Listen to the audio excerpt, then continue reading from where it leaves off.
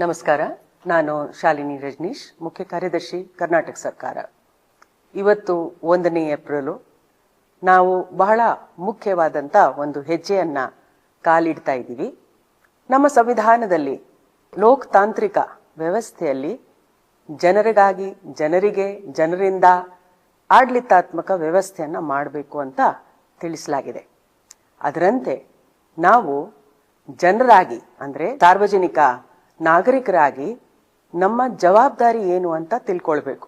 ಅಧಿಕಾರಗಳ ಬಗ್ಗೆ ನಾವೆಲ್ಲರೂ ತಿಳ್ಕೊಂಡಿರ್ತೀವಿ, ಆದ್ರೆ ಜವಾಬ್ದಾರಿಯು ಅಷ್ಟೇ ಮುಖ್ಯ. ಉದಾಹರಣೆಗಾಗಿ ನಾವು ಪ್ರತಿ ಸಲ ಯಾವುದೇ ಒಂದು ಚುನಾವಣೆ ನಡೆದಾಗ ನಾವು ನಮ್ಮ ವೋಟ್ ಅನ್ನ ಹಾಕಲೇಬೇಕು ಅಂತ, ಇದು ನಮ್ಮ ನಾಗರಿಕ ಜವಾಬ್ದಾರಿ. ಅದೇ ರೀತಿ ದಶಕದಲ್ಲಿ ಒಂದು ಸಲ ನಮ್ಮ ದೇಶದಲ್ಲಿ ಒಂದು ಜನಗಣತಿ ವ್ಯವಸ್ಥೆಯಲ್ಲಿ ನಾವು ಸಕ್ರಿಯವಾಗಿ ಪಾಲ್ಗೊಳಿಸುವುದು ಕೂಡ ನಮ್ಮ ಜವಾಬ್ದಾರಿ. ಇದರಿಂದ ನಮಗೆ ಏನ್ ಪ್ರಯೋಜನ ಆಗತ್ತೆ ಅಂತ ಪ್ರಶ್ನೆ ತಮ್ಮ ಮನಸ್ಸಲ್ಲಿ ಉದ್ಭವ ಆಗುತ್ತದೆ. ನಮ್ಮ ಈ ಜನಗಣತಿಯಲ್ಲಿ ನಾವು ಪ್ರತಿಯೊಬ್ಬ ನಾಗರಿಕರ ಮನೆಯ ವಸ್ತುಸ್ಥಿತಿ ಏನು ಅಂತ ಅದರ ಬಗ್ಗೆ ತಿಳ್ಕೊಳ್ತೀವಿ. ಅದ ನಂತರ ಅವರ ಮನೆಯಲ್ಲಿ ಇರ್ತಕ್ಕಂಥ ಎಲ್ಲ ಸದಸ್ಯರ ಬಗ್ಗೆ ಕೂಡ ಮಾಹಿತಿಯನ್ನ ತಿಳ್ಕೊಳ್ತೀವಿ. ಈ ಮಾಹಿತಿ ಬಹಳ ಸುರಕ್ಷಿತವಾಗಿರ್ತದೆ. ಯಾಕೆಂದ್ರೆ ಸೆಕ್ಷನ್ 15 ಸೆನ್ಸಸ್ ಆಕ್ಟ್ ಪ್ರಕಾರ ಈ ಮಾಹಿತಿಯನ್ನು ಯಾರ ಜೊತೆಗೆ ಹಂಚ್ಕೊಳ್ಳಂಗಿಲ್ಲ.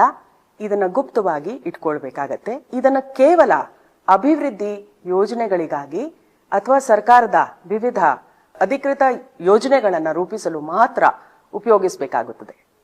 ಈ ಸಲ ಬಹಳ ವಿಶೇಷ ಏನಂತಂದ್ರೆ, ನಾವು ಡಿಜಿಟಲ್ ಸೆನ್ಸಸ್ ಅನ್ನ ಮಾಡಕ್ ಹೊರಟಿದೀವಿ. ಅಂದ್ರೆ ನಾವು ಆನ್ಲೈನ್ ಮೂಲಕ ನಾವು ಈ ಮಾಹಿತಿಯನ್ನ, ಸೆನ್ಸಸ್ ಮಾಹಿತಿಯನ್ನ ತಗೊಳ್ಳಿಕ್ಕೆ ಹೊರಟಿದೀವಿ. ಹಿಂದೆ ತಮ್ಗೆ ನೆನಪಿರಬಹುದು, 2011ರಲ್ಲಿ ಈ ರೀತಿ ಶೀಟ್ಗಳನ್ನ ತಗೊಂಡು ಸೆನ್ಸಸ್ ಅಧಿಕಾರಿಗಳು ತಮ್ಮ ಮನೆಗೆ ಬಂದಿದ್ದಾರೆ. ಅವರು ತಮ್ಮ ಮಾಹಿತಿಯನ್ನ ಇದರಲ್ಲಿ ಪಡೆದು ತಮ್ಮ ಸಹಿಯನ್ನ ಮಾಡಿಸಿದ್ದಾರೆ. ಈಗ ಇದನ್ನ ಸ್ಮಾರ್ಟ್ ಫೋನ್ ಮೂಲಕ ಅಥವಾ ಲ್ಯಾಪ್ಟಾಪ್ ಮೂಲಕ ಅಥವಾ ಕಂಪ್ಯೂಟರ್ ಮೂಲಕ ನಾವು ಮಾಡ್ಲಿಕ್ಕೆ ಹೊರಟಿದ್ದೀವಿ.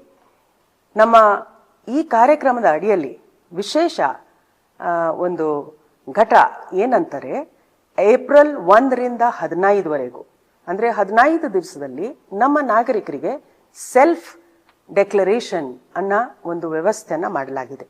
ಇದರಲ್ಲಿ ನಾವು ನಮ್ಮದೇ ಸ್ಮಾರ್ಟ್ ಫೋನ್ ಅನ್ನ, ಲ್ಯಾಪ್ಟಾಪ್ ಅನ್ನ, ಕಂಪ್ಯೂಟರ್ ಅನ್ನ ಉಪಯೋಗಿಸಿಕೊಂಡು se.census.gov.in ಈ ವೆಬ್ಸೈಟ್ಗೆ ಹೋಗ್ಬಿಟ್ಟು ಕರ್ನಾಟಕ ಸೆಲೆಕ್ಟ್ ಮಾಡಿ ನಮ್ಮ ಮನೆಯ ಅಡ್ರೆಸ್ ಅನ್ನ ಕೊಟ್ಟು ಆ ಮನೆಯ ವಸ್ತುಸ್ಥಿತಿಯ ಬಗ್ಗೆ ವಿವರಣೆಗಳನ್ನ ನೀಡಬೇಕಾಗತ್ತೆ. ಉದಾಹರಣೆಗಾಗಿ ನಮ್ಮ ಮನೆ ಕಚ್ಚಾ ಮನೆನಾ, ಪಕ್ಕ ಮನೆನಾ, ನಮ್ಮ ಮನೆಯಲ್ಲಿ UGT ಇದೆಯಾ, ಇಲ್ಲ ಎಲೆಕ್ಟ್ರಿಸಿಟಿ ಇದೆಯಾ, LPG ಇದೆಯಾ. ಇದರಿಂದ ಸರ್ಕಾರಕ್ಕೆ ಗೊತ್ತಾಗ್ತದೆ ಗ್ರಾಮೀಣ ಭಾಗದಲ್ಲಿ ಅಥವಾ ನಗರ ಪ್ರದೇಶದಲ್ಲಿ ಎಲ್ಲಿ ಏನು ಕೊರತೆ ಇದೆ, ಎಷ್ಟು ಜನ ಪಕ್ಕಾ ಮನೆ ರಹಿತರವಾಗಿದ್ದಾರೆ ಅಥವಾ ಬೇರೆ ಬೇರೆ ಸವಲತ್ತುಗಳಿಂದ ರಹಿತರವಾಗಿದ್ದಾರೆ.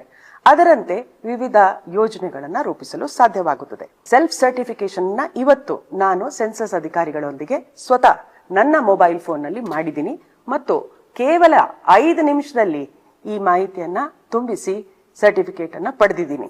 ಸರ್ಕಾರ, ನಮ್ಮ ರಾಜ್ಯ ಯಾವಾಗ್ಲೂ ಮುಂಚೂಣಿಯಲ್ಲಿ ಇರ್ತದೆ, ಪ್ರಗತಿಯಲ್ಲಿ ಪ್ರಥಮ ಸ್ಥಾನವನ್ನು ಹೊಂದಿರೋದು. IT-ಯಲ್ಲಿ ವಿಶೇಷವಾಗಿ ನಾವು ಅತಿ ಹೆಚ್ಚು ಜಾಗರೂಕರು ಆಗಿದ್ದೀವಿ. ನಮಗೆ ಇಂಟರ್ನೆಟ್ ಮತ್ತೆ ಮೊಬೈಲ್ ಫೋನ್ಸ್ ಆಕ್ಸೆಸ್ ಇದೆ.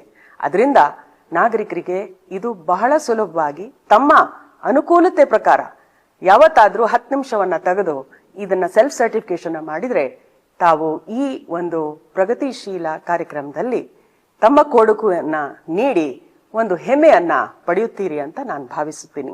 15 ಏಪ್ರಿಲ್ ಒಳಗೆ ಈ ಸೆಲ್ಫ್ ಎನ್ಯೂಮರೇಷನ್ ಅನ್ನ ಮುಗಿದ ನಂತರ 16 ಏಪ್ರಿಲ್ ಇಂದ 15 ಮೇವರೆಗೂ ಗಣತಿದಾರರು ತಮ್ಮ ಮನೆ ಬಾಗಿಲಿಗೆ ಬರ್ತಾರೆ. ತಾವು ಈ ರಿಜಿಸ್ಟರ್ಡ್ ನಂಬರ್ ಅನ್ನ ಸೇವ್ ಮಾಡ್ಕೊಂಡಿಡ್ಬೇಕು. ಆ ನಂಬರ್ ಅನ್ನ ಅವರಿಗೆ ಹೇಳಿದ್ರೆ ಅದು ಒಂದ್ಸಲ ಅವರು ಚೆಕ್ ಮಾಡ್ತಾರೆ. ನಿಜವಾಗಿ ತಾವು ಹಾಕಿರೋದು ಮಾಹಿತಿಯಲ್ಲಿ ಏನಾದ್ರೂ ಬದಲಾವಣೆಗಳು ಅಥವಾ ಏನಾದ್ರೂ ತಿದ್ದುಪಡಿಗಳನ್ನ ಮಾಡೋದಾದ್ರೆ ಅವರು ಅದನ್ನ ಮಾಡ್ತಾರೆ ಮತ್ತು ಒಂದು ಸರ್ಟಿಫಿಕೇಶನ್ ಅನ್ನ ಅವರು ಮಾಡ್ಕೊಳ್ತಾರೆ. ಈ ಎಲ್ಲಾ ಕಾರ್ಯಕ್ರಮದಲ್ಲಿ ತಾವು ಯಶಸ್ವಿಯಾಗಿ ಪಾಲ್ಗೊಳಿಸಬೇಕು ಅಂತ ಈ ಮೂಲಕ ಕೋರುತ್ತೆ. ಈ ಜನಗಣತಿಯ ಮಾಹಿತಿಯನ್ನ ನಾವು ಡಿಜಿಟಲ್ ಮಾಧ್ಯಮ ಮೂಲಕ ತಗೊಳ್ತಾ ಇರೋದ್ರಿಂದ ನಾಗರಿಕರ ಸುರಕ್ಷತೆಗಾಗಿ ನಮ್ಮ ಅಧಿನಿಯಮ digital personal data protection act 2023 section 8 ಅದರ ಪ್ರಕಾರ ಈ ಮಾಹಿತಿಯನ್ನ ಯಾರು ಯಾರಿಗೆ ಹಂಚಿಕೊಳ್ಳಂಗಿಲ್ಲ. ಒಂದು ವೇಳೆ ಹಂಚಿಕೊಳ್ಬೇಕಾದ್ರೆ ಸದರಿ ನಾಗರಿಕರ ಅನುಮತಿ ಅತಿ ಅಗತ್ಯವಿರುತ್ತದೆ. ಆದುದರಿಂದ ಸರ್ಕಾರ ತಮ್ಮ ಪರ್ಸನಲ್ ಮಾಹಿತಿಯನ್ನ ಸುರಕ್ಷಿತವಾಗಿ ಇಟ್ಕೊಂಡು ಕೇವಲ ಅಭಿವೃದ್ಧಿಗಾಗಿ ಉಪಯೋಗಿಸಲು ಉದ್ದೇಶಿಸಿದೆ.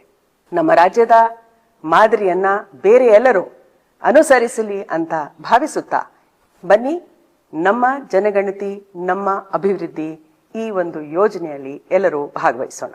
ಒಂದು ವೇಳೆ ನಿಮ್ಮ ಹತ್ರ ಸ್ವಂತ ಮೊಬೈಲ್ ಫೋನ್, ಸ್ಮಾರ್ಟ್ ಫೋನ್ ಇಲ್ಲ ಅಥವಾ ಕಂಪ್ಯೂಟರ್ ಇಲ್ಲ ಅಂತಂದ್ರೆ ನೀವು ನಮ್ಮ ರಾಜ್ಯದ ಸುಮಾರು ಸೇವಾ ಕೇಂದ್ರಗಳಲ್ಲಿ, IT ಸೇವಾ ಕೇಂದ್ರಗಳು, ಸೇವಾ Sindhu, citizen service centre, Bapuji ಕೇಂದ್ರ ಮುಂತಾದ ಕೇಂದ್ರಗಳಲ್ಲಿ ಅಥವಾ ಸೈಬರ್ ಕ್ಯಾಫೇಸ್ಗಳಲ್ಲಿ ಹೋಗಿ ನಿಮ್ಮ ಮೊಬೈಲ್ ಸಂಖ್ಯೆಯನ್ನ ಕೊಟ್ಟು ಆ ಡಿವೈಸ್ ಮೂಲಕ ನಿಮ್ಮ ಸ್ವಗಣತಿಯನ್ನ ಪೂರ್ಣಗೊಳಿಸಬಹುದು.